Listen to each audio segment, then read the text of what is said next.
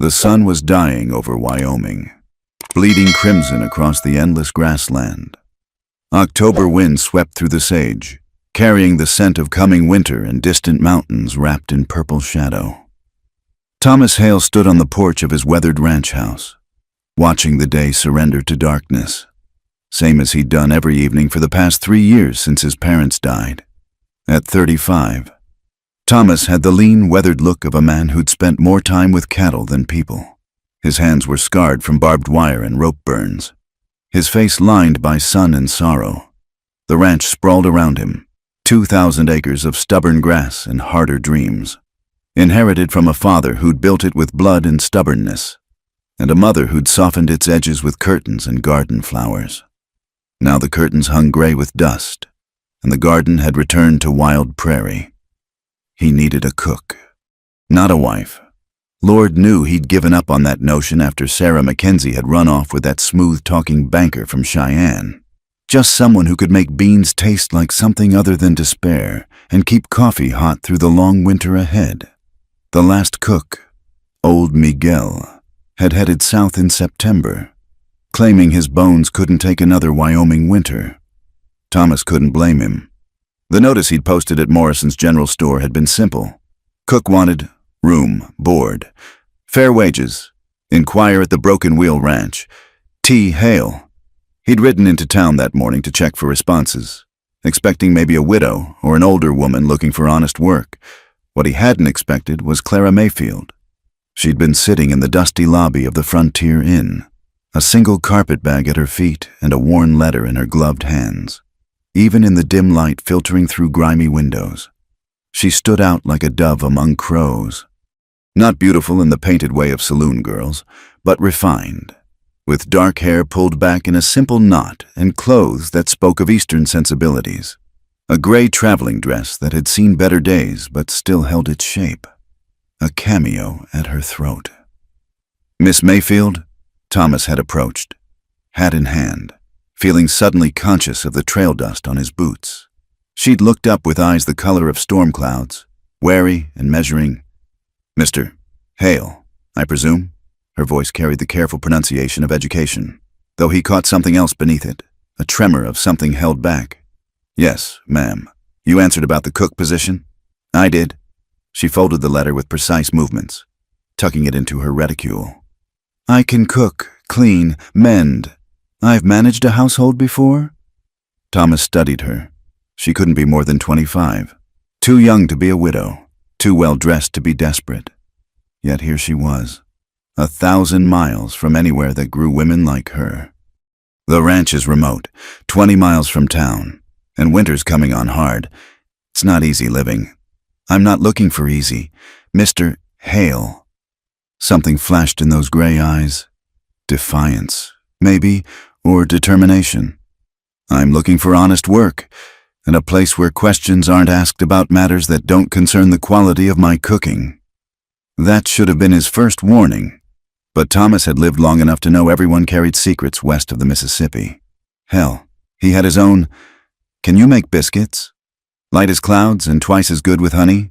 Coffee? Strong enough to float a horseshoe, if that's your preference. Despite himself, Thomas almost smiled. When can you start? Today, if you'll have me. They'd settled terms quickly. $30 a month plus room and board. Sundays off. No questions about her past if she didn't ask about his. She'd gathered her single bag and followed him to the wagon without looking back at whatever she was leaving behind. The ride from town had been 20 miles of awkward silence. Clara sat straight-backed on the wagon seat, hands folded in her lap, eyes fixed on the horizon. Thomas tried once or twice to make conversation, pointing out landmarks, mentioning the ranch boundaries, but she responded with mere nods or single words. The October wind grew colder as they climbed into the foothills, and he noticed her thin shawl did little against it. There's a buffalo robe under the seat, he offered. I'm fine, thank you. But he saw her shiver and pulled the robe out anyway, draping it over her lap without comment. She stiffened at first, then slowly relaxed, pulling it up to her chin. Thank you, she said again, softer this time. The sun was low when they crested the final ridge. Below them, The Broken Wheel Ranch spread out in the valley. The main house, barn, bunkhouse for the few hands he employed, various sheds and corrals. In the dying light, it looked almost peaceful. But Thomas knew better. He saw what she must see, isolation sharp as a blade, silence deep enough to drown in. It's very... Clara searched for a word. Remote. That bother you? She was quiet so long he thought she wouldn't answer. Then, no, remote is what I need. They descended into the valley as the first stars emerged. A wolf howled somewhere in the darkness, answered by another, then another, until the night filled with their wild chorus. Clara pulled the buffalo robe tighter but didn't comment. Thomas respected that. A woman who didn't spook at wolf song might last longer than old Miguel. The house was cold and dark when they arrived. Thomas lit lanterns while Clara stood in the doorway, taking in what would be her new world. He tried to see it through her eyes. The heavy furniture his mother had cherished now dulled with neglect. The kitchen that hadn't seen a woman's touch in 3 years. The stone fireplace that gaped like a cold mouth. "Your room's upstairs, first door on the right," he said, setting her bag at the foot of the stairs. "Kitchen's through there. Pump's working, but the water runs cold. Woodbox needs filling. I'll get a fire going." She removed her gloves, finger by finger, studying the kitchen doorway. "When did you last eat a proper meal, Mr. Hale?" The question caught him off guard. "Can't rightly say." "Then I'll start tonight. Show me the pantry." He'd expected her to be tired from travel, to want to settle in first. Instead, she hung her shawl on a peg and rolled up her sleeves, revealing pale forearms that had never seen field work. Within an hour, she had the kitchen warm and something that smelled like heaven simmering on the stove. Thomas sat at the scarred wooden table, watching her work. She moved with economical grace, finding things by instinct. The good knives his mother had hidden in the back drawer, the cast iron pan that needed just a bit of bacon grease to sing. When she set a plate before him, beef and potatoes and carrots and rich gravy, biscuits that steamed when broken open, he had to close his eyes at the first bite. "It's good," he managed, then felt foolish for the understatement. She poured coffee, strong and black, then surprised him by pouring a cup for herself and sitting across from him. "Tell me about the ranch, Mr. Hale, the practical things. How many hands? What supplies we have? What you expect?"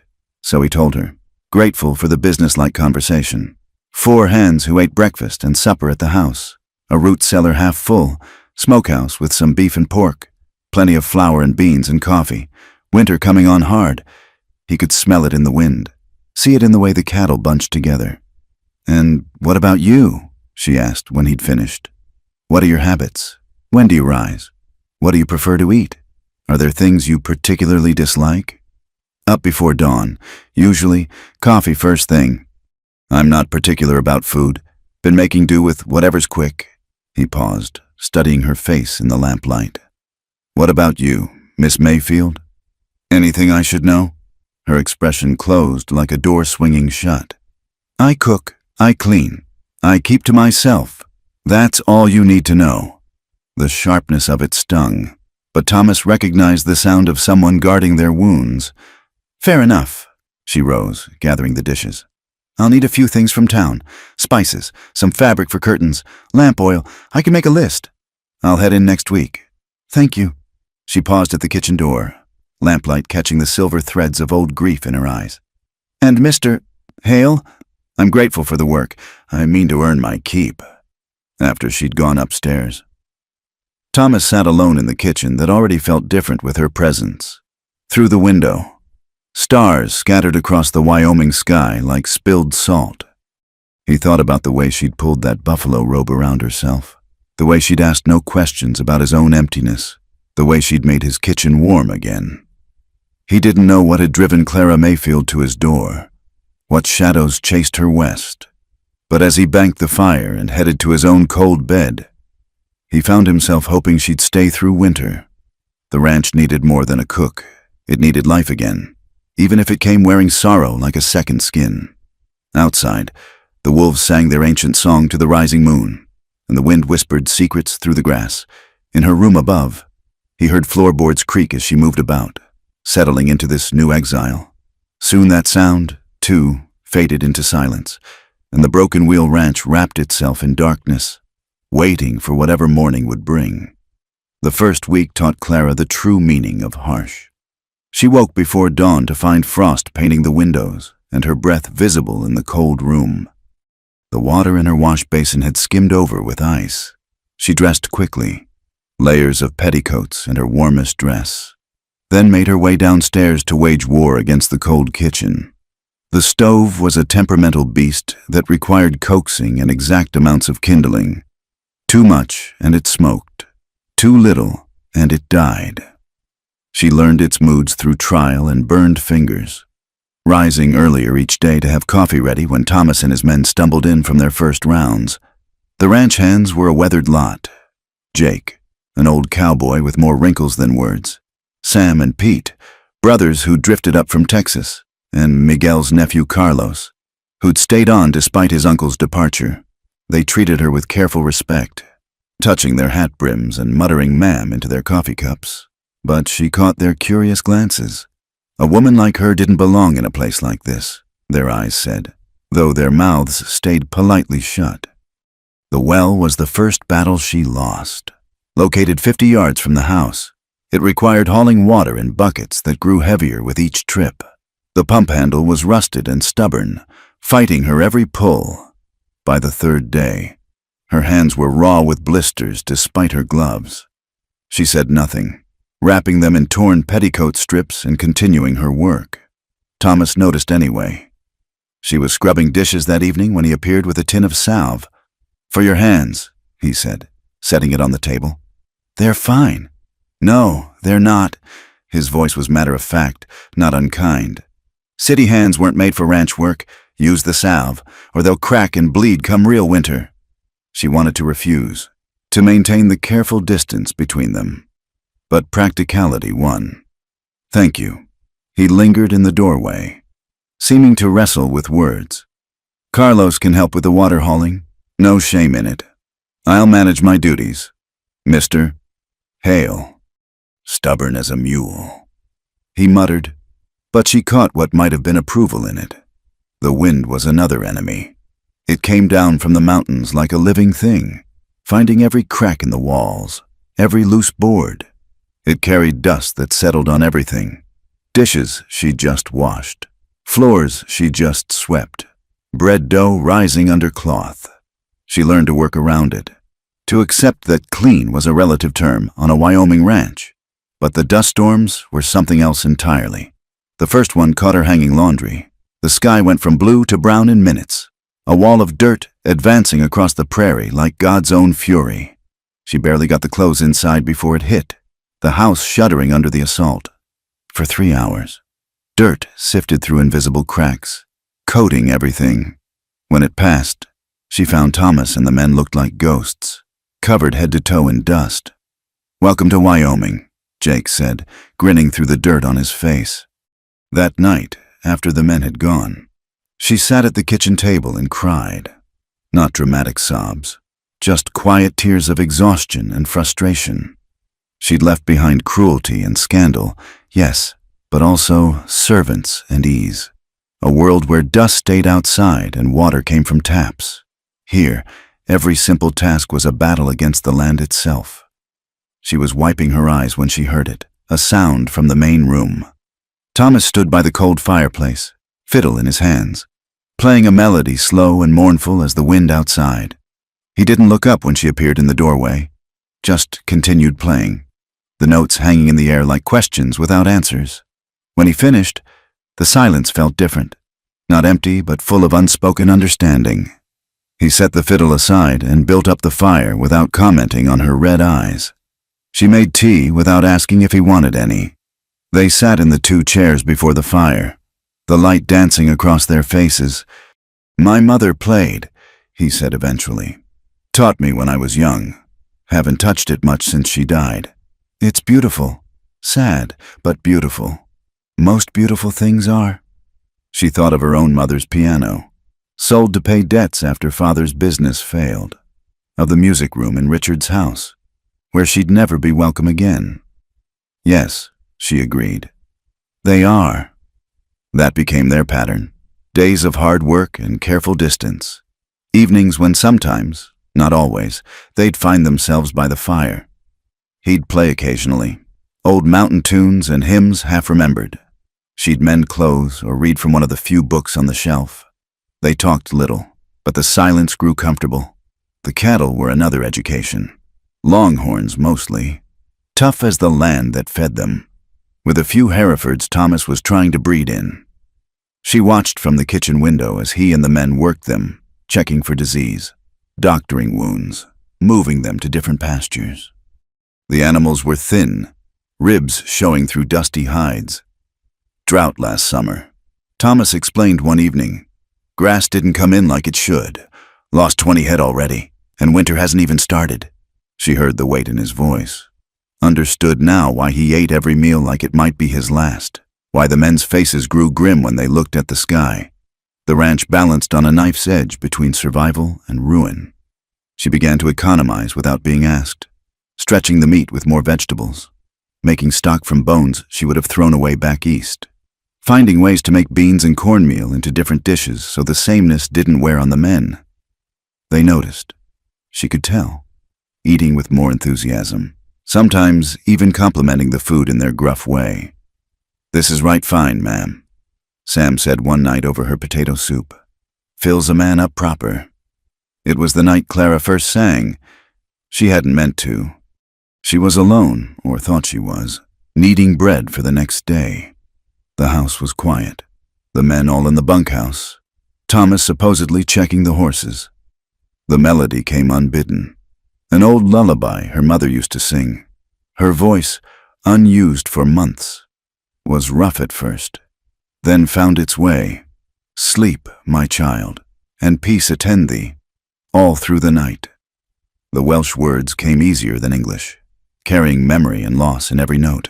She sang softly, letting the rhythm match her kneading, finding comfort in the ancient song.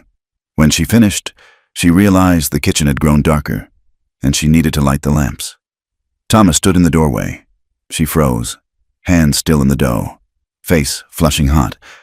How long had he been there?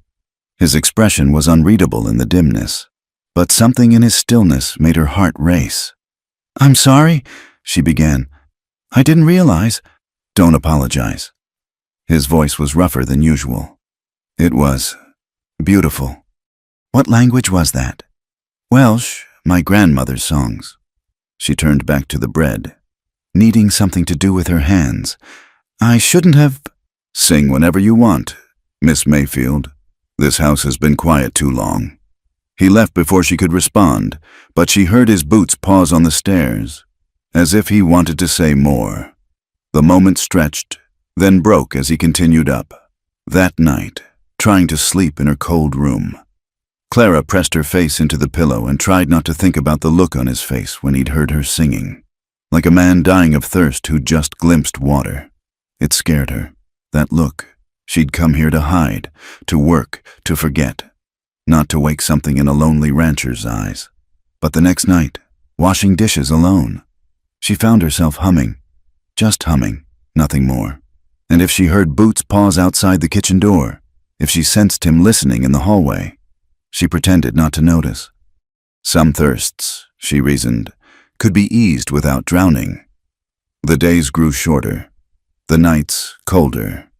She learned the ranch's rhythms, when to expect the men for meals, which days Thomas rode to the far pastures, how to read weather in the way the cattle bunched.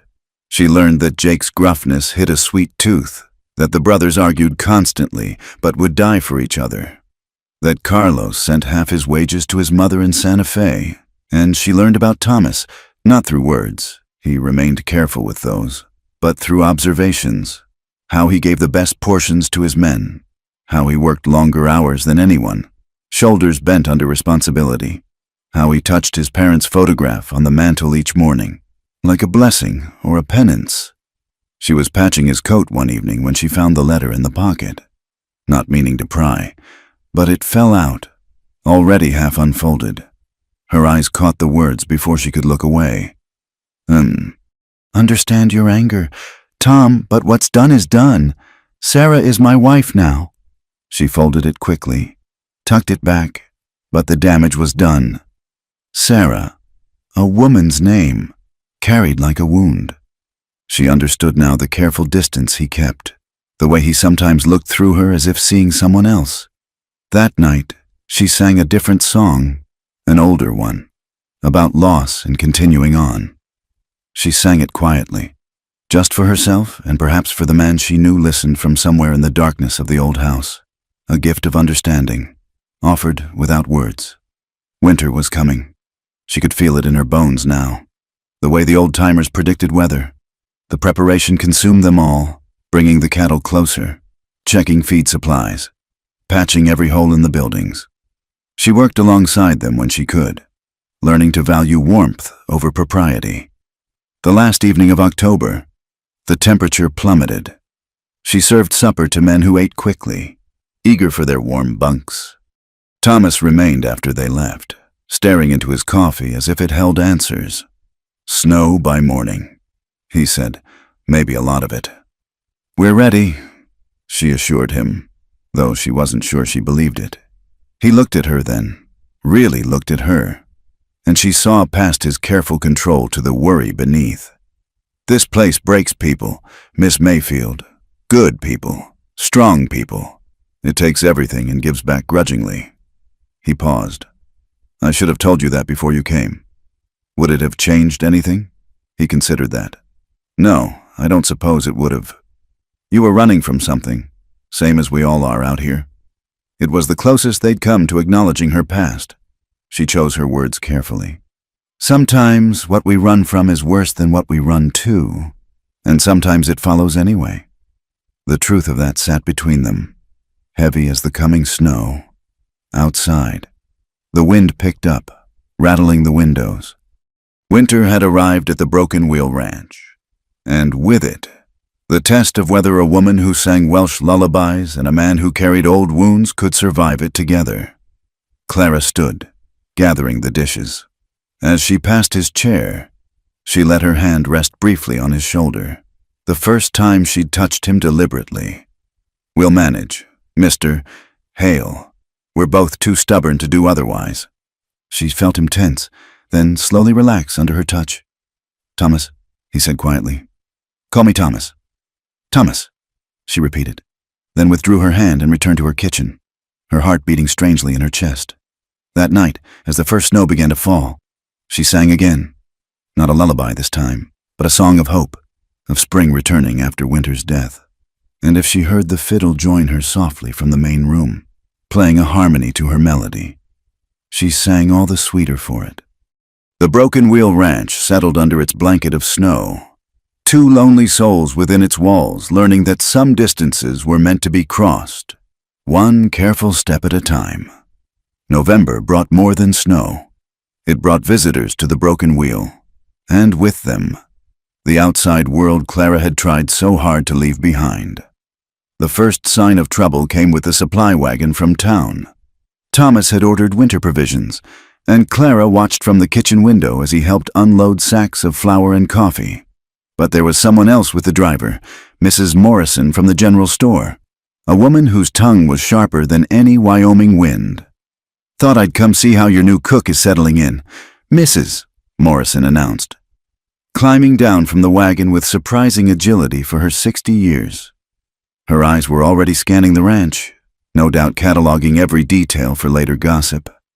Clara smoothed her apron and stepped onto the porch. "Mrs. Morrison, how kind of you to visit." The older woman's gaze raked over her, taking in the simple dress, the work-roughened hands, the absence of wedding ring.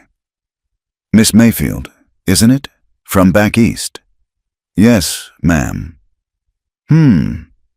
That single sound contained volumes of speculation. Unusual for a young woman to take such a position, living out here with unmarried men. Thomas stepped forward. "Miss Mayfield's quarters are separate, and her conduct is above reproach." I'm sure. But Mrs. Morrison's tone suggested otherwise. "Still, People do talk. A woman alone, so far from home. One wonders what would drive her to such isolation. Clara felt the familiar tightness in her chest, the sensation of walls closing in. But this wasn't Philadelphia, where whispers in drawing rooms could destroy her. This was Wyoming, where she had work and purpose. I find honest work preferable to idle gossip. Mrs. Morrison. Perhaps you'd like some coffee before your long ride back. The woman's eyes narrowed at the subtle rebuke, but she accepted. In Clara's clean kitchen, she asked probing questions disguised as concern. Where was Clara's family? Had she no relatives to object to such rough living? Surely she didn't intend to spend winter so far from civilized company. Clara answered with careful truths. Her parents were deceased. She had no family requiring her presence. She was content with her position. Each answer seemed to frustrate Mrs. Morrison more. Well, the woman finally said, setting down her cup with unnecessary force. I suppose we all make our choices, though some choices invite more scrutiny than others. After she left, Clara stood at the window watching the wagon disappear into the distance. Thomas appeared beside her, his presence solid and reassuring. She's a gossiping old crow, he said. No one pays her much mind. Everyone pays gossips mind. It's why they exist. He was quiet for a moment. Is there anything I should know? Anything that might come back to cause you trouble? She thought of Richard Thornton's face, twisted with rage when she'd refused him, of the bruises hidden beneath her sleeves, of the lies he'd spread when she'd fled rather than marry him. Nothing that affects my work here. That's not what I asked. She turned to face him, seeing concern rather than suspicion in his eyes. There was a man, a marriage arranged by my late father's business partner. I refused. He didn't accept that refusal gracefully. So I left. Did he hurt you? The directness of the question surprised her. Not in ways that show. Thomas's jaw tightened. If he comes here, he won't. I'm beneath his notice now. Ruined women don't merit pursuit. She tried to keep the bitterness from her voice and failed. You're not ruined. His voice was fierce. You're the hardest working, most decent woman I've known. Anyone who says otherwise will answer to me. The vehemence of his defense made her eyes sting. She turned back to the window to hide it. Thank you, Thomas. But Mrs. Morrison's visit was just the beginning. The next week brought Josiah Brandt. Clara was in the garden, digging up the last of the potatoes before the ground froze solid, when she heard horses approaching. Multiple horses, riding hard. She straightened, shading her eyes against the pale sun. 4 men crested the ridge, Brandt in the lead. Even at a distance, she could see the arrogance in how he sat his horse, the expensive cut of his coat. He owned the Double B Ranch 10 miles north, and according to the hand's careful gossip, he wanted to own much more. Thomas emerged from the barn, rifle casual in his hands. Brandt, you're off your range. Now, Tom. Brandt's voice carried the false friendliness of a snake. Just being neighborly. Heard you got yourself a new cook. Thought I'd come pay my respects. His pale eyes found Clara, and she fought the urge to shrink under his gaze. She'd known men like him back east, men who viewed everything as property to be acquired. Miss Mayfield. Brandt touched his hat brim, but the gesture held mockery rather than respect. Word in town is you're quite the mystery, a refined lady choosing ranch work. How interesting. Nothing mysterious about honest employment, Mr. Brandt. Indeed, though one wonders what drove such a lovely woman to seek employment so far from civilization. Family troubles, perhaps, or affairs of the heart. Thomas stepped forward. State your business or move on. Brandt. My business? Brandt smiled, but it didn't reach his eyes. Why, I'm always interested in changes that affect the valley.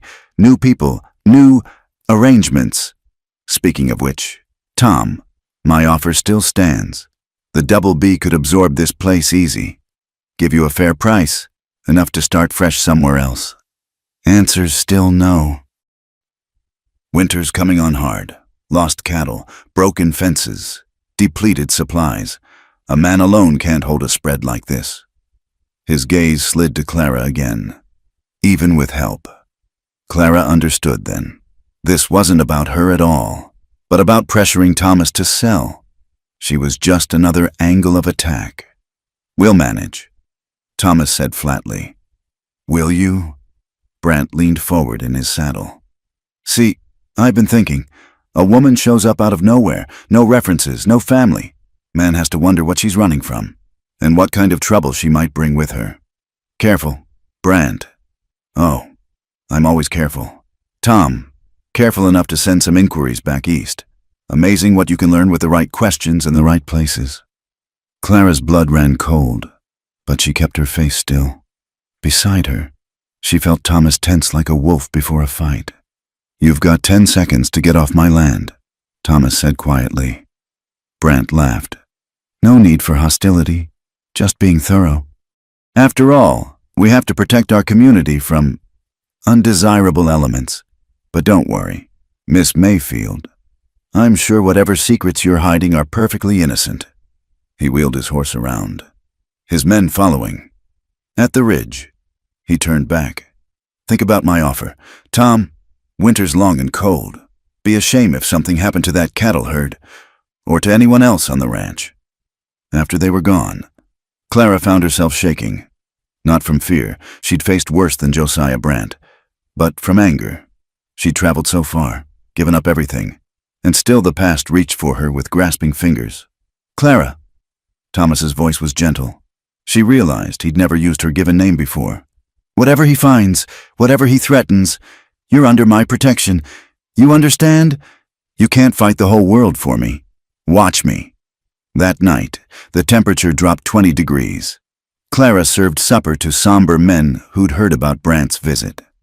Jake muttered darkly about range wars and night riders. The brothers checked their weapons with grim efficiency. Even Carlos, usually cheerful, looked worried. "He's done it before," Sam said quietly. "The Hendersons, 2 years back. Accidents kept happening. Fences cut, water fouled, cattle scattered. They sold out by spring. We're not the Hendersons," Thomas said firmly. "We'll post watches, ride in pairs. Anyone sees anything suspicious, they report it immediate." But Clara could see the strain in his face. The ranch was already struggling. They couldn't afford to lose cattle or have equipment destroyed. And Brant had barely started his campaign. That night, unable to sleep, she crept downstairs. Thomas sat by the dying fire, ledgers spread before him. Even from the doorway, she could see the grim figures. Too much red ink, not enough black. "Couldn't sleep either?" he asked without looking up. She moved to sit across from him. "How bad is it?" "Bad enough. Lost more cattle than I thought to disease. Feed costs are up. If we lose any more stock," he rubbed his face. "Brant knows exactly when to push." "This is my fault. If I hadn't come here—" "Don't." He looked at her then, firelight catching the gold flecks in his brown eyes. "Brant's been circling for years. You're just his latest excuse, but I've made it worse. Given him ammunition. Maybe. Or maybe you've given us something to fight for." The words hung between them, weighted with meaning neither was ready to acknowledge. Clara looked at the ledgers, at the numbers that told a story of slow defeat. "My grandmother left me some money," she said quietly. "Not much, but—" "No. Thomas, no." He reached across to cover her hand with his. "You don't buy your way into safety. Clara, that's not how this works." His hand was warm, calloused, completely encompassing hers. She should pull away, maintain the careful boundaries. Instead, she turned her palm up, lacing their fingers together. "Then how does it work? We stand together, we fight together, we survive together." The fire popped, sending sparks up the chimney. Outside, wind howled around the corners of the house. But here, in this moment, there was warmth and connection, and something that felt dangerously like hope. "I'm not used to together," she admitted. "Neither am I. Maybe it's time we'd learned." She squeezed his hand, then slowly withdrew. Too much, too fast, with too many shadows crowding in. But something had shifted between them, some wall beginning to crumble. Standing to leave, she paused at the doorway. "Thomas," Whatever Brant finds out about my past, whatever he tries to use against us, I want you to hear it from me first. When I'm ready." "When you're ready," he agreed. Not before. She climbed the stairs to her cold room, but her hand still tingled from his touch. Below, she heard him moving about, checking locks, banking the fire, standing guard, as he did every night, against whatever threatened his land and the people under his protection, including her, for the first time since fleeing Philadelphia. Clara allowed herself to think the word that had been building in her heart. Home. Despite the gossips and threats, despite Brant's malice and Winter's approach, the broken wheel was beginning to feel like home. That night, as snow began to fall again, she sang, not a lullaby this time, but a warrior's song her grandmother had taught her. A song about standing ground, about finding strength in unlikely places, about hearts that refused to break despite all attempts to shatter them. And if she heard footsteps pause outside her door, if she sensed Thomas listening in the hallway, she sang louder. Let him hear, let him understand. Whatever came next, they would face it as he'd said. Together. December arrived with a vengeance. The storm struck 3 days before Christmas, a white fury that turned the world into a howling void. Clara woke to find snow drifted halfway up her window, the house groaning under the wind's assault. She dressed in darkness, fingers numb with cold, and made her way downstairs. The kitchen was an icebox. The stove had died in the night, and frost glazed every surface. She set to work reviving it, blowing on frozen fingers between tasks. Thomas appeared as the first flames caught. His face was grim, ice in his beard. "Lost visual on the herd. Need to get them into the near pasture before they drift. In this storm, no choice. Cattle bunch up in blizzards. Try to stay warm. If they drift into Dead Man's Gulch..." He didn't finish. Didn't need to. Clara heated coffee while he roused the hands. They stumbled in, wrapped in every layer they owned, faces already raw from the brief walk from the bunkhouse. She served them quickly. Coffee, biscuits, dried beef, fuel for what lay ahead. "Stay together," Thomas instructed. "Rope between horses. If you can't see the man next to you, stop moving. We sweep the North Range first. Push everything south." They filed out into the white darkness. Clara pressed her face to the window but could see nothing beyond swirling snow. The wind screamed like something alive and hungry. Hours passed. She kept coffee hot, soup simmering, water boiling for when, if, they returned. The house felt hollow without their presence. Just her and the storm and the terrible waiting. Noon came and went. No sign of them. She paced, unable to settle to any task. The wind seemed to carry voices, cries for help that might be real or imagined. Every sound made her heart race. By 3 o'clock, she couldn't stand it. She wrapped herself in Thomas's mother's old buffalo coat, tied a rope around her waist, and secured the other end to the porch rail. Just to the barn, she told herself, just to see if the horses had returned.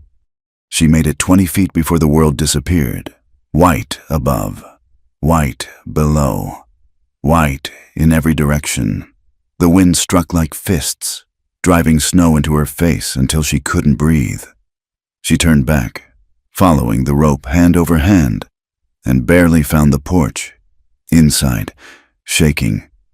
She understood how easily the land could kill, how quickly a person could vanish into that white maw. And Thomas was out there, had been out there for hours. 4 o'clock, still nothing. She lit every lamp, putting them in windows as beacons. The soup had cooked down. She added water, kept it ready. Her grandmother's voice came unbidden. "When you can do nothing else, sing. Songs carry farther than prayers." So she sang. Standing at the kitchen window, she raised her voice against the storm. Welsh hymns, Appalachian ballads, anything that might carry through the white darkness. Her throat grew raw, but she didn't stop. If they were lost, if they were trying to find their way back, maybe they would hear, maybe it would guide them home. Full darkness fell. Then, through the wind's howl, she heard it, the barn door slamming. She flew outside, lantern in hand. Shapes materialized from the white. Horses, men, Thomas in the lead. They stumbled into the kitchen like the walking dead. Ice sheathed them, turning clothes to armor, beards to white masks. Jake collapsed into a chair, hands too frozen to hold the coffee cup she pressed on him. Sam and Pete huddled by the stove, shaking uncontrollably. Carlos was missing. "Where?" she began. "Coming," Thomas managed through chattering teeth. "Broke off to help a calf. He'll make it." She worked frantically, pulling off frozen boots, wrapping hands around hot cups, forcing soup into them spoonful by spoonful. Thomas's fingers were white with frostbite. She held them between her palms, trying to force warmth back into them. "The cattle?" she asked. "Most of them. Lost maybe 10 in the gulch before we found them." His voice was hoarse. "Would have lost more, but—" He looked at her strangely. "We heard singing. Through the storm, followed it back." The kitchen door burst open. Carlos stumbled in, carrying something wrapped in his coat, a calf, barely alive. He laid it by the stove, and Clara grabbed feed sacks to rub circulation back into its legs. "Damn fool thing to do," Jake muttered, but his tone held admiration. They spent the next hour thawing out, man and beast alike. Clara kept the coffee coming, the soup hot. Slowly, life returned to frozen limbs. The calf even managed to stand, wobbling on stick legs. When the hands finally trudged back to the bunkhouse, Thomas remained. He sat by the stove, staring at his bandaged hands. Clara had treated the frostbite as best she could, but he'd lose fingernails at least. "You saved us," he said quietly. "That singing, we were turned around, couldn't find the buildings. Then Jake heard it, said it was like a lighthouse in the dark. I had to do something." "You always do something. Never seen a woman work like you do, fight like you do." He looked up at her. "Why? Clara, what drives you so hard?" She sank into the chair across from him. Perhaps it was the storm, the brush with death, the strange intimacy of survival. Perhaps she was simply tired of carrying secrets. "My father was a good man but a poor businessman. When he died, we discovered debts, so many debts. His partner, Richard Thornton, offered a solution. Marriage to him would clear everything, save my mother from poverty. But you refused. Not at first. I thought it was duty, but Richard—" She pulled her shawl tighter. "He showed his true nature gradually, controlling, cruel. When I finally said no, he was furious. Said I'd let him on, ruined his reputation. He spread rumors that I was loose, unstable, a fortune hunter who'd tried to trap him." Her voice dropped. "The night I left, he came to the house, said if I wouldn't be his wife, I'd be something else. I ran, took what money I could find and ran." Thomas's damaged hands clenched. "If he ever shows his face here, he won't. I'm nothing to him now. Just a story to tell at his club, about the desperate woman who threw herself at him. The old shame burned, but less than before." "Mrs. Morrison was right to wonder about me. I am ruined, by society standards. Society can go to hell." The vehemence in his voice made her look up. His eyes held a fury she'd never seen before, but it wasn't directed at her. "You survived," he continued. "You got away, found work, made a place for yourself. That's not ruin, that's courage." "Is it? Sometimes I think I'm still running, still letting him control my life." "No." Thomas leaned forward. "You're living, working, singing in storms to guide lost men home. That's not running. That's standing your ground in a different place." The wind had died to a whisper. In the sudden quiet, they could hear the house settling, the stove crackling, the calf's soft breathing. Clara felt something ease in her chest, some knot she'd carried for months. "Your turn," she said softly. "Sarah." He flinched but didn't look away. "My best friend since childhood, Ben Walker. We were building neighboring ranches, planning to share water rights, help each other through the lean years. Sarah Mackenzie came out from St. Louis to teach school. Prettiest thing I'd ever seen. I courted her proper, thought we had an understanding. But she chose Ben. Chose his smoother words, maybe, his bigger dreams. They married quick, quiet, found out later they'd been meeting while I was out with the herds. His laugh was bitter. Best part? They expected me to understand, to forgive, to stand up with them at the wedding like nothing had happened. Did you? No. Told them both to go to hell, bought Ben's share of the water rights, and haven't spoken to them since. They moved to Cheyenne last year. He's in banking now. He stared at the fire. Betrayal always cuts deepest from those we trust most. Clara reached across the space between them, taking his bandaged hand carefully. We're a pair, aren't we? Walking wounded, hiding out here at the edge of the world? Maybe that's what it takes. Maybe you need to be a little broken to survive a place like this. She thought about that as the storm picked up again, rattling the windows. Perhaps he was right. Perhaps the land recognized its own. Those who'd been scoured by loss, weathered by pain, and still stood standing. I should check the animals, Thomas said, but made no move to rise. I should start bread for tomorrow. Clara agreed. Equally still, they sat holding hands, watching the fire, while outside the blizzard raged. The touch was comfort and promise and something more. Recognition between two souls who'd learned the hard way that some storms you weathered alone, but others required the warmth of another human heart. Finally, reluctantly, they parted. Thomas headed to the barn, Clara to her kitchen duties. But something fundamental had shifted. The careful distance they'd maintained was gone, replaced by something stronger, understanding born of shared pain and mutual survival. That night, the storm reached its peak. The house shook under the assault. Clara lay in her bed, listening to the world tear itself apart outside. Then, through the chaos, she heard it. Thomas's fiddle, playing slow and steady from his room down the hall, an answer to her storm song, a declaration that they were still here, still alive, still fighting. She rose, wrapped in quilts, and made her way to his door. It stood slightly open, lamplight spilling into the hallway. She knocked softly. Come in. He sat on the edge of his bed, fiddle in his injured hands.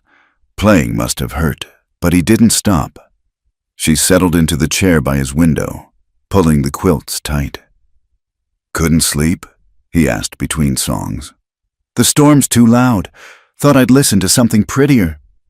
He played another tune, this one lighter. She hummed along, their music weaving together in the lamp-lit room. No words were needed. This was conversation enough, two people refusing to face the storm alone. Toward dawn, the wind finally began to ease. Clara had dozed in the chair, waking to find Thomas adding wood to his small stove. Gray light filtered through the frosted window. Storm's breaking, he said. She rose, quilts falling away. They stood at the window together, watching the world remake itself in white. Drifts reached the roof in places. Trees bent double under snow's weight. But the sky was clearing, stars fading into dawn. We survived, she said. We did.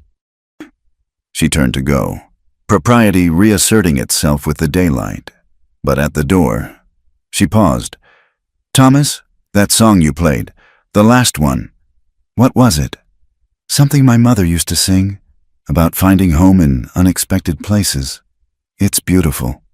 So was your singing. In the storm. He met her eyes. Don't know that we'd have made it back without it. You'd have found a way. You always do. Maybe, but I'm glad I didn't have to try alone. The words held weight beyond the storm, beyond the night's intimacy. Clara nodded, understanding, and slipped back to her room. There would be consequences for this closeness, gossip to face, boundaries to navigate. But for now, they'd survived the blizzard. Together. As she dressed for the day's work, she heard the men stirring, voices calling as they dug out from the storm. There would be damage to assess, animals to tend, paths to clear. But they were alive, all of them, and the ranch still stood. She descended to her kitchen, lit the stove, started coffee, normal things, routine things, but somehow different now. The storm had scraped away pretense, leaving something raw and true in its wake. When Thomas appeared for breakfast, their eyes met across the kitchen. A smile passed between them. Small, private, full of unspoken promises. Then the hands tumbled in, full of stories about the storm, and the day's work began. But Clara knew, and she sensed Thomas knew too, that something had fundamentally changed in the white darkness of the blizzard. They were no longer two separate people sharing a space. They were partners, in all the ways that mattered.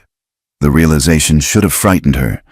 Instead, as she served breakfast to men who'd risked their lives for the ranch, as she watched Thomas organize the day's repairs despite his injured hands, as she felt the solid presence of community around her, Clara felt something she hadn't experienced in years: peace. The storm had passed. They'd survived. And in surviving, they'd found something worth fighting for, not just the ranch, but each other. Whatever came next, whatever challenges Brant or Winter or the world threw at them, they'd face it as they'd faced the blizzard, standing together against the storm. The peace after the storm lasted exactly 3 days.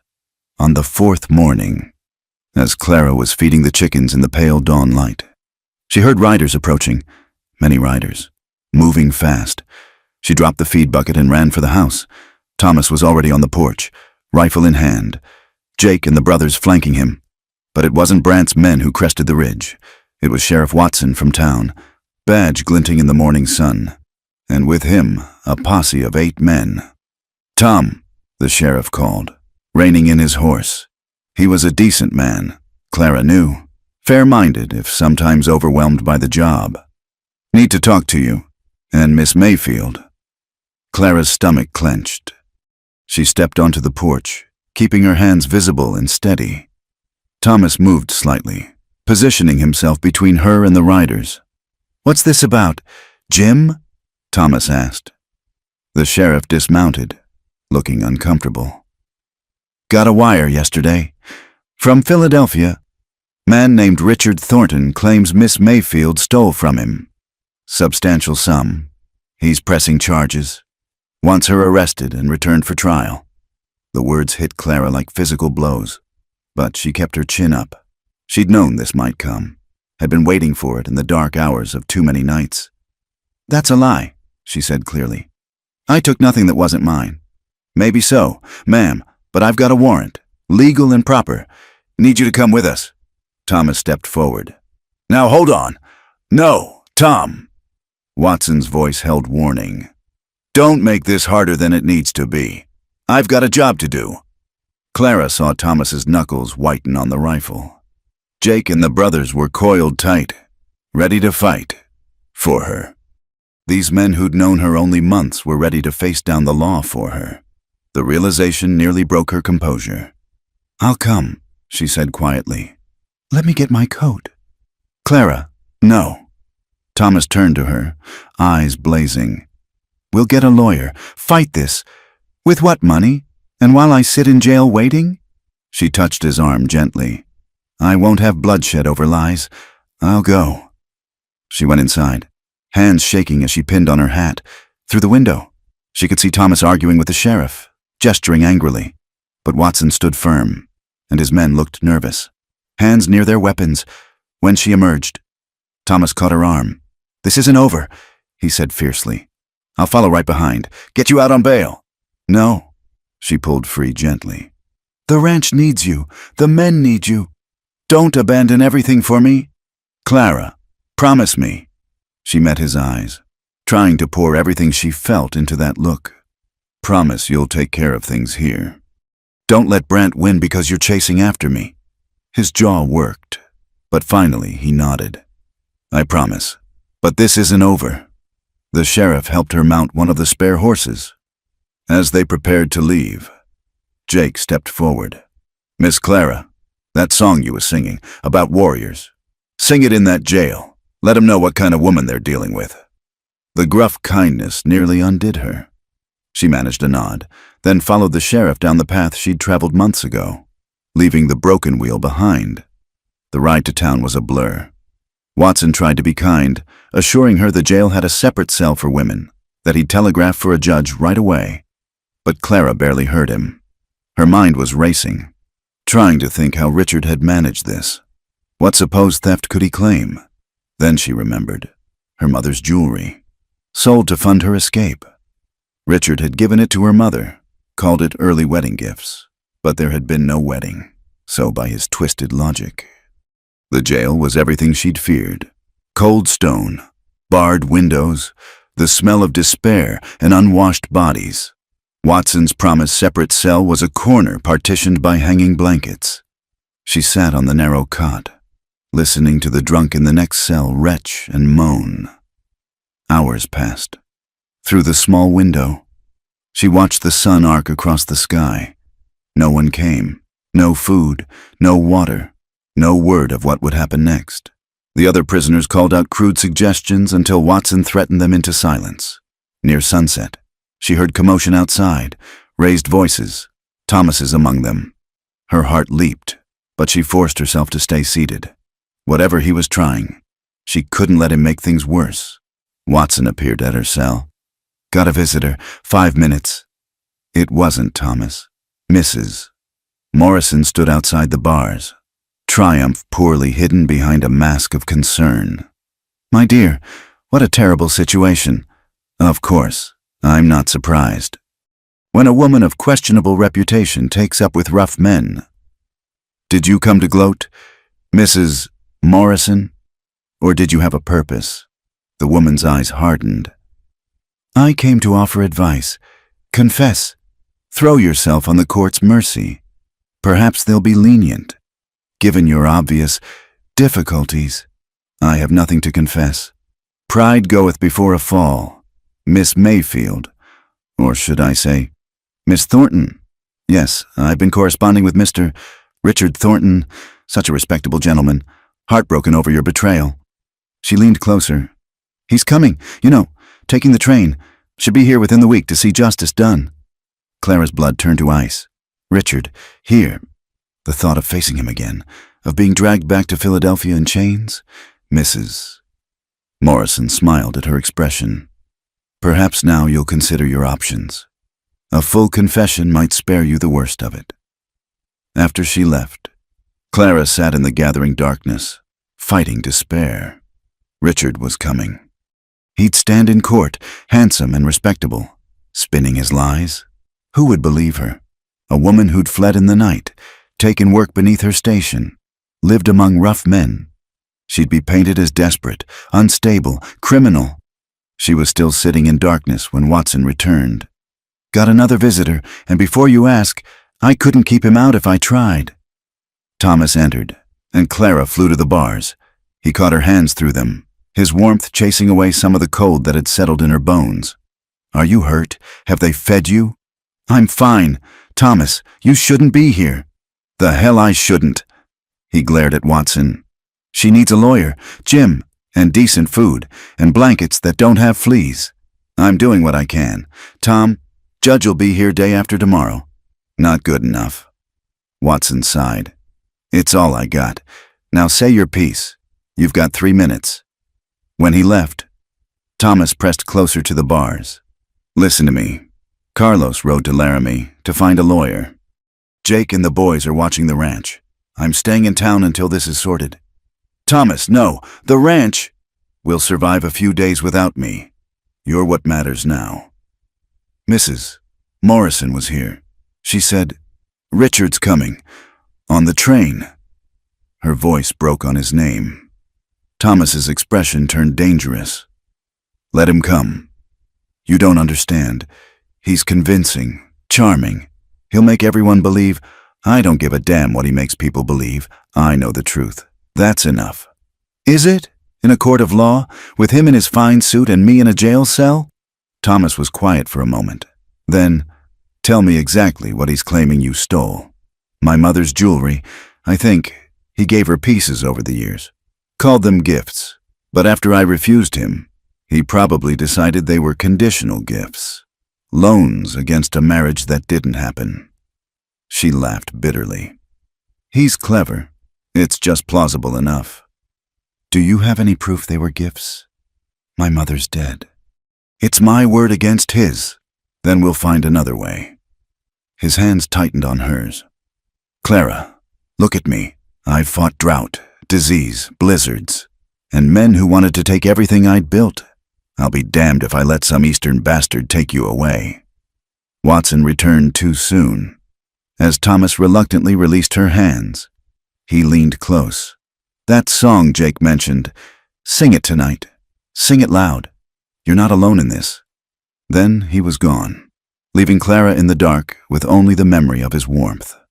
She returned to her cot, pulled the thin blanket around her shoulders, and thought about warriors and battles and the different kinds of courage required for each. Near midnight, when the jail had quieted except for snores and muttered dreams, she began to sing, softly at first, then stronger. The Welsh words echoed off stone walls, telling of women who'd defended their homes with scythes and cunning, who'd faced down armies with nothing but determination. "Shut up!" someone yelled, but others hushed him. She sang of mountains that stood firm against storms, of rivers that carved canyons through patient persistence. She sang until her throat was raw, until even the guards stopped to listen. When she finally fell silent, a voice from the darkness said, "That was right, pretty, miss, right, pretty." She slept fitfully, waking often to pace the small cell. Dawn brought Watson with coffee and bread, looking haggard. "Town's in an uproar," he said. "Half of them want you released, half want you hanged. Tom Hale's been working the decent folks, telling your side. He shouldn't. Woman, that man would fight the devil himself for you. Maybe you should let him." The next day crawled past. Through her window, she caught glimpses of the drama outside. Thomas arguing with the mayor, Jake and the ranch hands riding in, taking positions around the jail like guards. Mrs. Morrison holding court with the gossips, no doubt painting Clara in the darkest colors. That evening, Watson brought news. Thornton's arrived, staying at the hotel. Judge comes tomorrow. Clara's hands trembled, but she kept her voice steady. "Thank you for telling me." "Miss Mayfield." "Clara." Watson struggled with words. "I've been sheriff here 8 years. Seen a lot of folks come through. I know the difference between criminals and people running from bad situations. For what it's worth, I believe you." It was worth more than he knew. Clara managed to thank him before he retreated, clearly embarrassed by his admission. That night, she didn't sing. She sat at the window, watching the stars wheel overhead, and prepared herself for battle, not with weapons or fists, but with truth against lies, courage against intimidation. Somewhere out there, Richard was sleeping in a soft bed, confident in his victory. Somewhere, Thomas was standing guard, determined to protect her.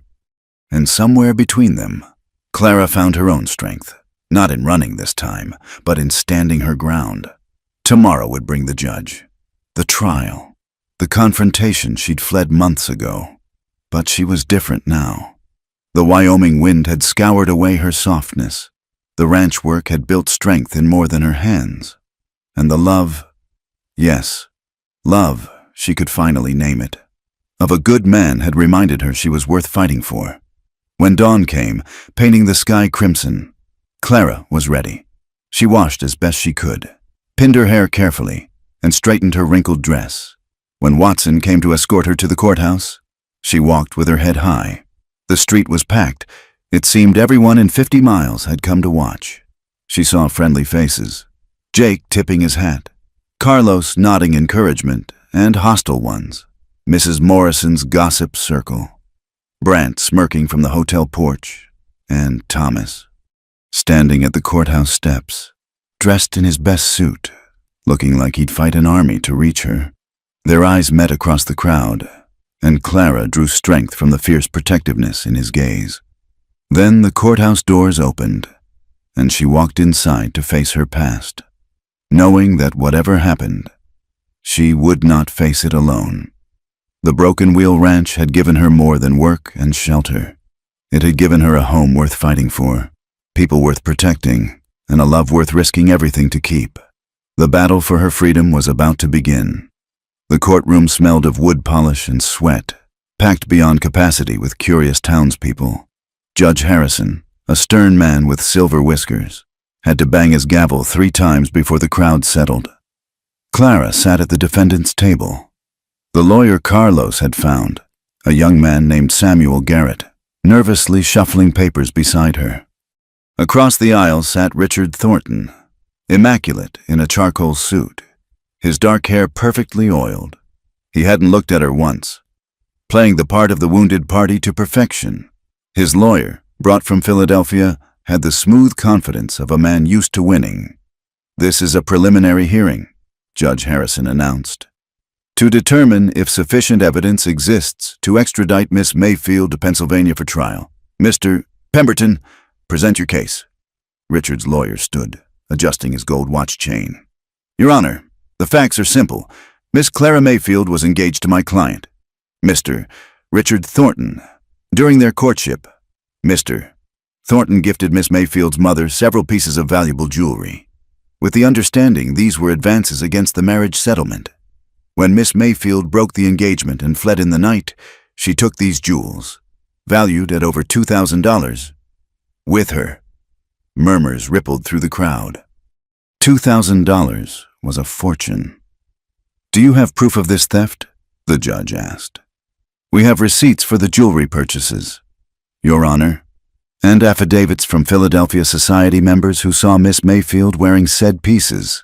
We also have testimony regarding her unstable mental state and desperate financial situation after her father's death." Clara forced herself to remain still as Pemberton painted her as a calculating fortune hunter who'd ensnared Richard, then robbed him when better prospects failed to materialize. Each word was carefully chosen to destroy her character. When young Garrett stood to cross-examine, his voice shook. "Mr. Thornton, were these gifts to Miss Mayfield or her mother?" "To her mother, as I stated, in anticipation of becoming family." Richard's voice was perfectly modulated. Reasonable. Only Clara could hear the satisfaction beneath it. "And did you ever tell Mrs. Mayfield these gifts were conditional?" "A gentleman doesn't attach conditions to gifts. I trusted in Miss Mayfield's honor." He managed to sound both noble and betrayed. Garrett floundered through a few more questions before sitting down, clearly outmatched. Clara's heart sank. This was exactly what she'd feared. Richard's word against hers, with all the weight of wealth and respectability on his side. "Miss Mayfield," the judge said, "do you wish to make a statement?" Clara stood, aware of every eye in the room. "Your Honor, my mother's jewelry was not stolen. It was given freely, over years, with no conditions attached. When she died, it became mine. I sold it to fund my travel here, to start a new life after Mr. Thornton." She paused, choosing words carefully. "After he made it clear I had no future in Philadelphia." "Because you broke our engagement," Richard interrupted, his mask slipping. "Led me on for months, then humiliated me." "Mr. Thornton," the judge warned. But the damage was done. Richard had shown, just for a moment, the temper Clara knew too well. She pressed on. "I broke no engagement. Your Honor, I refused his proposal. That's not a crime." "Perhaps not," Pemberton interjected smoothly. "But theft certainly is. Your Honor, we request immediate extradition." The courtroom doors burst open. Thomas strode in, followed by a small, neat woman in traveling clothes. The crowd parted before them, whispers rising. "Your Honor," Thomas said, "I have evidence relevant to this case." Judge Harrison frowned. "This is highly irregular. Mr. Hale. So is a man using the law to hunt down a woman who rejected him." "Thomas," Clara whispered, but he was already at the bench. The woman beside him. "This is Mrs. Eleanor Hartley, Your Honor, from Philadelphia. She has information about Mr. Thornton's character and his claims." Pemberton jumped up. "Objection! This witness hasn't been properly introduced." "This isn't a formal trial, Counselor," the judge said dryly. "I'll hear what she has to say." "Mrs. Hartley?" The woman stepped forward, small but composed. "Your Honor, was Engaged to Mr. Thornton until last month, when I discovered his previous attachment to Miss Mayfield and the lengths he went to pursue her." The courtroom erupted. Richard's face went white, then red. "Eleanor, what are you doing here?" "Following my conscience." "Richard." She turned back to the judge. "I found letters in Richard's study, dozens of them, written but never sent, to Miss Mayfield. They paint a very different picture than the one presented here. Letters full of obsession, threats, promises to ruin her if she didn't return." "Those were private," Richard started. "Yes, they were. Private evidence of harassment." Mrs. Hartley opened her reticule, producing a bundle of papers. "I also found receipts showing the jewelry was purchased over 3 years, long before any engagement was discussed. Gifts to curry favor with Miss Mayfield's mother, not conditional loans." Clara stared at this unexpected savior. Mrs. Hartley met her eyes with surprising sympathy. "I know what it is to be the focus of Richard's attention when thwarted. Miss Mayfield, I wouldn't wish it on anyone." "This is ridiculous," Pemberton blustered.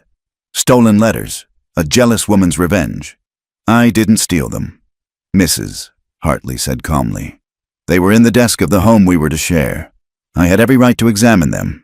What I found horrified me enough to break our engagement and follow Richard here, to prevent an injustice."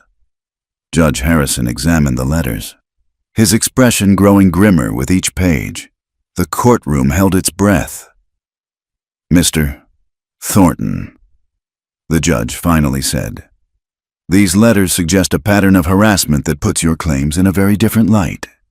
Do you deny writing them?" Richard's composure cracked. "She led me on, made promises." "I made no promises," Clara said firmly. "I was polite to my father's business partner. When he pressed for more, I refused. That's all. These receipts," the judge continued, "clearly show purchases made years before any engagement. Gifts, not loans. Combined with these disturbing letters, I find insufficient evidence to support extradition." "Your Honor," Pemberton protested. "Moreover," Harrison continued, steel in his voice, "Mr. Thornton, I strongly suggest you return to Philadelphia immediately. If Miss Mayfield wishes to press charges for harassment, she'll find a sympathetic ear in this court." The gavel came down with finality. "Case dismissed." The courtroom exploded into chaos. Richard lunged toward Clara, face twisted with rage. But Thomas was there, catching him by the collar and shoving him back. "Touch her and I'll kill you," Thomas said quietly, and everyone who heard him believed it. Sheriff Watson and his deputies quickly escorted Richard and his lawyer out, the crowd parting with mixed expressions, some disappointed at missing more drama, others nodding approval at justice done. Clara found herself surrounded by well-wishers. Jake pumped her hand like a well handle. Carlos whooped. Even some townspeople who'd shunned her offered congratulations. But she only had eyes for Thomas, standing guard as always. Mrs. Hartley approached, looking tired but resolved. "I'm sorry for what Richard put you through. Miss Mayfield, he hides his nature well, until crossed." "Why did you come? Risk so much?" "Because I nearly married him. Another month and I would have been trapped." She shuddered delicately. "When I found those letters, saw what he'd done to you, I couldn't let him do it again. No woman deserves that." Clara impulsively hugged her. "Thank you. I don't know how to repay. Live well. Be happy. That's revenge enough on men like Richard." Mrs. Hartley smiled sadly. "I'll be returning to Philadelphia on the afternoon train. There's much to sort out there, but I'm glad I came." As the crowd dispersed, Clara found herself alone with Thomas and young Garrett, who was packing his papers with shaking hands. "You did well," she told the lawyer. "Thank you for trying." "I did nothing. Mr. Hale's the one who saved you. Tracked down Mrs. Hartley, convinced her to come, paid for her travel." Clara turned to Thomas, who looked uncomfortable with the praise. "How did you even know about her?" "Telegrammed to a friend in Philadelphia. Asked him to dig into Thornton's life. Found out about the engagement. Thought she might have information." He shrugged. "Got lucky." "Lucky." Clara shook her head. You spent money we don't have. Risked the ranch. I risk nothing that matters. His voice was fierce. Not compared to losing you. Garrett excused himself hastily, leaving them alone in the empty courtroom. Sunlight slanted through tall windows, catching dust motes like scattered gold. Thomas? No. Let me say this. He took her hands. Work roughened against work roughened. I've been a fool. Clara, holding back, afraid of being hurt again. But when they took you, when I thought I might lose you to that bastard's lies, I realized I'd rather risk everything than live without you. Clara's eyes filled. I'm not an easy woman to love. I have nightmares. I jump at shadows. I may never fully trust. I'm not an easy man to love either. Set in my ways. Married to the land, still carrying ghosts. His thumbs traced circles on her palms. But maybe that's why we fit. We know what it costs to trust again. The town will gossip. Say I'm using you, that you're thinking with everything but your brain. Let them talk.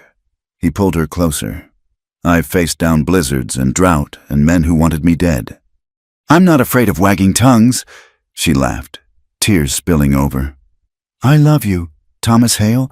I should have said it that night in the storm. Say it now. Say it tomorrow. Say it every day until we're old and gray.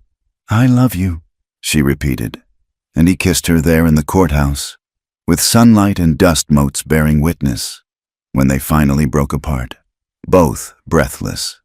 He rested his forehead against hers. Come home, Clara. The ranch needs you. I need you. Yes, she said simply. Yes to all of it. They walked out together into the noon sun. The street had cleared, most folks returning to their business, but a small group waited by the horses. Jake and the hands, Mrs. Hartley preparing for her journey, even Sheriff Watson looking pleased. About time, Jake muttered, but he was grinning. As they prepared to leave, Josiah Brandt emerged from the hotel, Richard beside him. Both men wore expressions of thwarted fury. This isn't over, Hale, Brandt called. You can't protect her forever. Thomas helped Clara mount her horse, then swung onto his own. I don't have to protect her forever. Brandt, just long enough for her to learn to protect herself. He smiled coldly, though I reckon she's already got the hang of it. Clara straightened in her saddle, meeting Brandt's glare steadily. Mr. Brandt, Mr. Thornton, you're both men who believe power gives you the right to take what you want, but you're wrong. Some things can't be taken. They can only be freely given. She turned her horse toward home, not waiting to see their reactions. Thomas and the hands fell in around her, a protective guard she no longer needed but deeply appreciated. As they rode out of town, Clara began to sing, not the warrior song this time, but something lighter, a song of homecoming, of spring after winter, one by one. The men joined in, their rough voices harmonizing with hers. The Broken Wheel Ranch waited in the distance, no longer a refuge but a home. There would be challenges ahead. Brandt wouldn't give up easily, and scars took time to heal. But for now, Clara allowed herself to feel the joy of it, freedom, justice, and love, all one in a single morning. So, Thomas said, riding close beside her, about that judge mentioning marriage settlements. Clara laughed, free and clear as mountain water. Are you proposing Mr. Hale? Might be, if I did it proper, not in a courtroom with half the county watching. I might say yes, if you asked proper. Tonight then, by the fire, with the fiddle playing. I'll wear my best dress, the one that isn't covered in jail dust. They smiled at each other. Two souls who'd found their way through darkness to this moment of light. Behind them, the town faded into memory. Ahead, the mountains rose eternal, and between them, the ranch spread out like a promise of work and struggle. Yes, but also of belonging. Clara was going home. Not running this time, not hiding, but riding straight and true toward the life she'd chosen and the man she loved. The past had been faced and defeated. The future stretched ahead, bright with possibility. And somewhere in the vast Wyoming sky, She could swear she heard her grandmother's voice on the wind, singing the old songs of women who'd fought for their freedom and won. The weeks following the trial brought an unexpected peace to the Broken Wheel Ranch. Word had spread through the valley about Clara's vindication and Thomas's fierce defense of her. Some folks warmed to her, offering nods of recognition in town. Others remained cold, but their whispers held less venom now. Even Mrs. Morrison seemed subdued, though Clara suspected she was merely regrouping for future gossip. Thomas had been true to his word about proposing properly. That first night back, he'd played his mother's favorite waltz on the fiddle while Clara prepared supper. Then, as she'd turned from the stove, she'd found him on one knee in the kitchen, holding out a simple gold band. "It was my mother's," he'd said. Dad gave it to her when they proved up their first claim. Nothing fancy, but it lasted through everything life threw at them. Clara had said yes before he could finish, dropping to her knees to kiss him among the flour bins and potato sacks. It wasn't the grand proposal she might have dreamed of in her Philadelphia days, but it was perfect for who they'd become.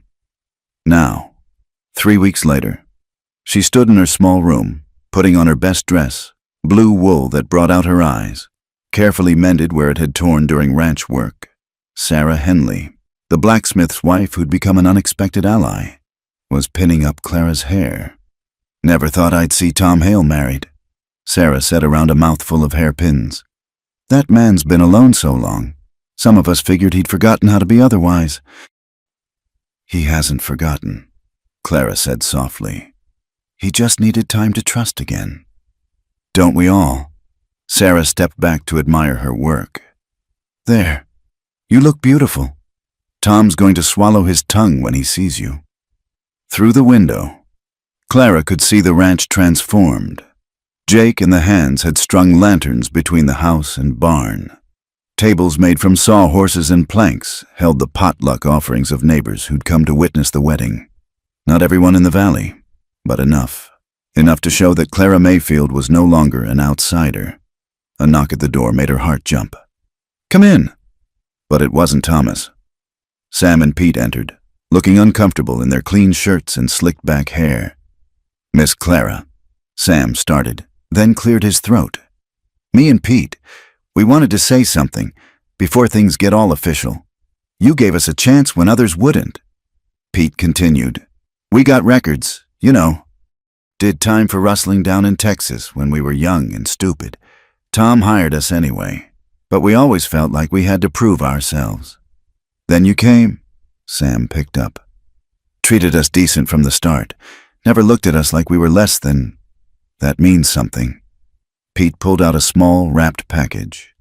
"We made this together. It ain't much, but..." Clara unwrapped it carefully. Inside was a wooden spoon, the handle intricately carved with flowers and vines. The work was beautiful, delicate, clearly a labor of love.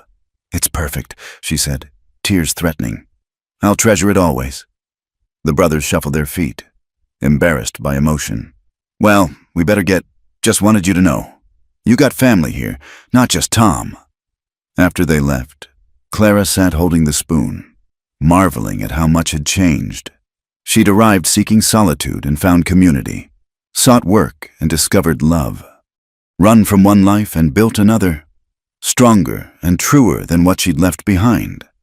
Another knock. This time it was Carlos, grinning wide. "It's time, Senora. The preacher's here, and Don Thomas is wearing a hole in the ground with his pacing." Clara rose, smoothing her skirts. No father to walk her down the stairs, no bridesmaids or flower girls. But as she descended, she saw Jake waiting at the bottom, dressed in what might have been his Civil War uniform, brass buttons gleaming. "Figured you might need an arm to lean on," he said gruffly. "If that's acceptable." "More than acceptable." She took his offered arm, feeling the tremor in it. This rough old cowboy was nervous for her sake. They walked out into the March afternoon, unseasonably warm, the Chinook winds having chased winter back into the mountains. The assembled crowd turned to watch. Ranchers and their wives, townspeople who'd made the journey, all the hands from neighboring spreads. Not a society wedding, but something better. real. And there was Thomas, standing with a circuit preacher under an arch Jake had built from pine branches. He wore his good suit, the one from the trial, but this time his face held joy instead of fear. When he saw her, his expression softened into something that made her knees weak. "Who gives this woman?" the preacher asked when they reached the makeshift altar. "I reckon she gives herself," Jake answered. "But we all stand witness that it's a good match." Murmurs of agreement rippled through the crowd. Clara took Thomas's hands, feeling their familiar calluses, seeing her future in his eyes. The ceremony was simple, traditional vows. Nothing fancy, but when Thomas said, "I do," his voice carried across the ranch with the same certainty he used to call cattle home. And when Clara echoed him, she felt the last chains of her old life fall away. "I now pronounce you man and wife," the preacher intoned. "You may kiss your bride." Thomas drew her close, one hand cupping her face with infinite tenderness. "Hello, Mrs. Hale," he whispered. "Hello, Mr. Hale," she whispered back. Their kiss was brief, mindful of the audience. But it held promises of longer kisses to come, of nights by the fire and mornings waking together. The crowd erupted in cheers, and suddenly Clara was being hugged by people she barely knew, everyone wanting to wish them well. The celebration that followed was unlike any wedding reception Clara had attended in Philadelphia. No orchestras or champagne fountains. Instead, fiddles and guitars appeared. Someone rolled out a barrel of beer, and the dancing began on the packed earth between house and barn. Clara found herself passed from partner to partner, Jake demonstrating a surprising grace, the ranch hands taking turns with exaggerated formality, even Sheriff Watson claiming a dance. But always her eyes found Thomas, and his found her, a constant connection across the crowd. As the sun set, painting the sky in shades of rose and gold, she noticed two riders approaching. Her stomach clenched. Even on her wedding day, trouble could find them. But as they drew closer, she saw it was the banker from town, Mr. Aldrich, and his wife. "Congratulations, Mrs.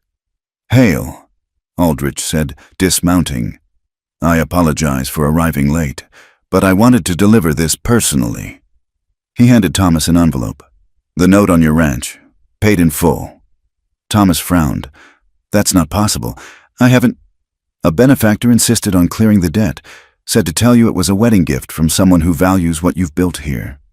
Clara caught Thomas's arm as he swayed. The ranch debt had been a constant weight, growing heavier with each lost cow and broken fence. To have it suddenly gone. "Who?" Thomas managed. Aldrich smiled. "I'm sworn to secrecy, but they said you'd understand when I mentioned that second chances shouldn't be wasted on looking backward." "Eleanor Hartley." It had to be. Clara's throat tightened with emotion. The woman who'd saved her from false charges had now saved their ranch from foreclosure. "Tell them—" Thomas started, then stopped, overcome. "Tell them we're grateful. More than words can say." As Aldrich and his wife joined the celebration, Clara and Thomas stood apart for a moment, absorbing this new freedom. No debt hanging over them, no immediate threat of losing everything, just the normal challenges of ranch life, which suddenly seemed manageable. "We're going to make it," Thomas said wonderingly. "We are," Clara agreed, then, with a mischievous smile. "But first, you owe me a dance. Husband—" He swept her into his arms as the fiddles struck up a waltz. Around them, their community celebrated, rough men and work-worn women who understood that happiness was earned, not given. Above them, stars emerged one by one, and the mountains stood eternal guard. "No regrets?" Thomas asked as they swayed together. "None. You. Only that I didn't find you sooner.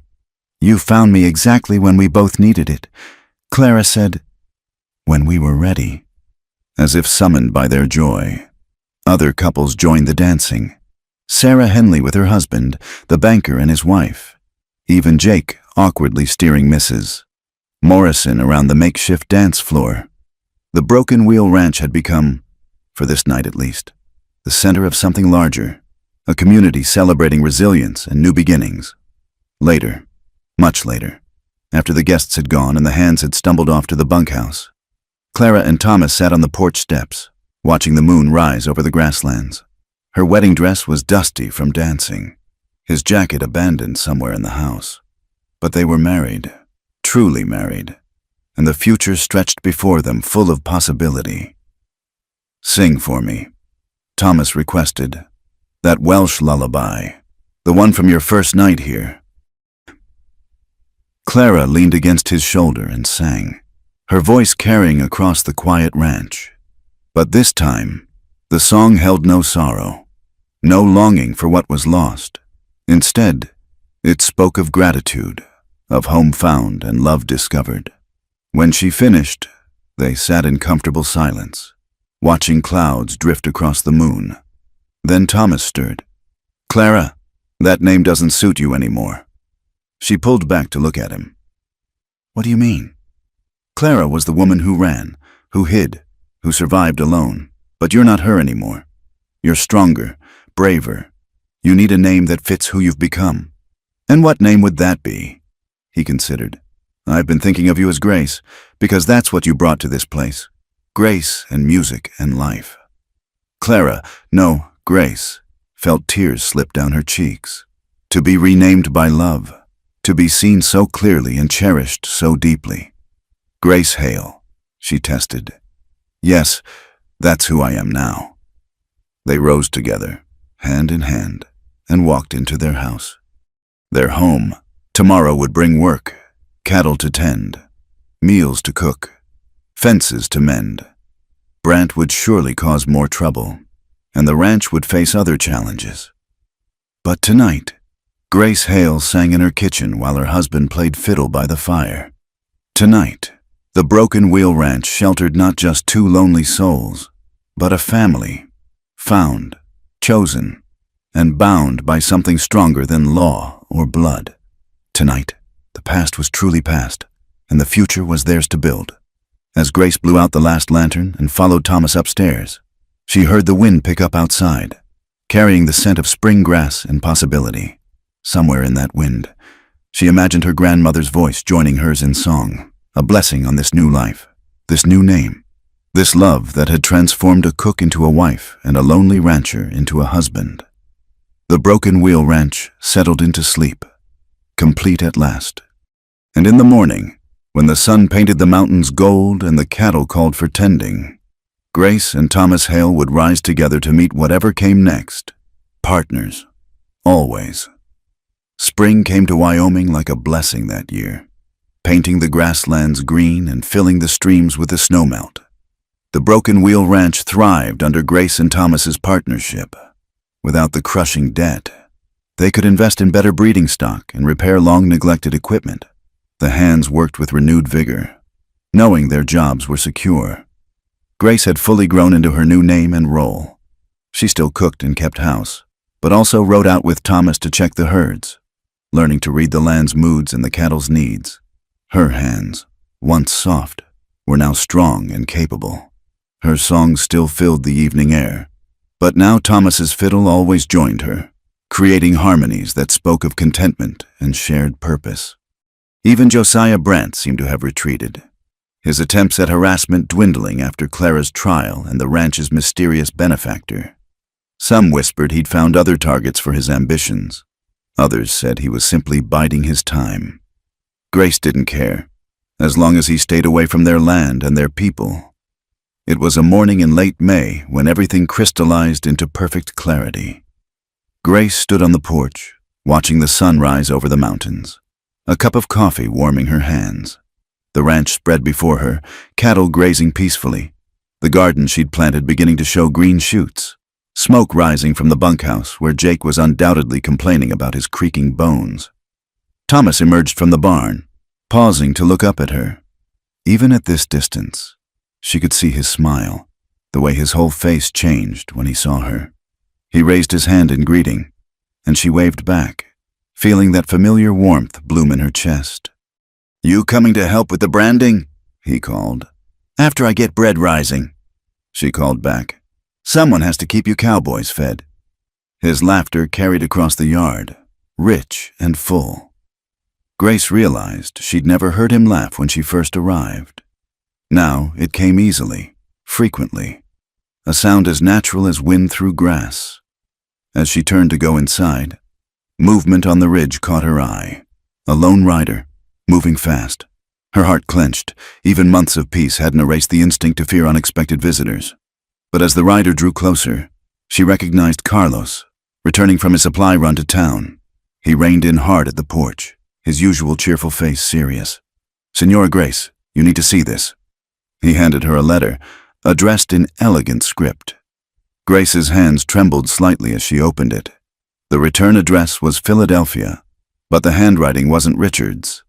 "My dear Clara," it began, and she recognized Eleanor Hartley's hand. "I hope this finds you well and happy in your new life.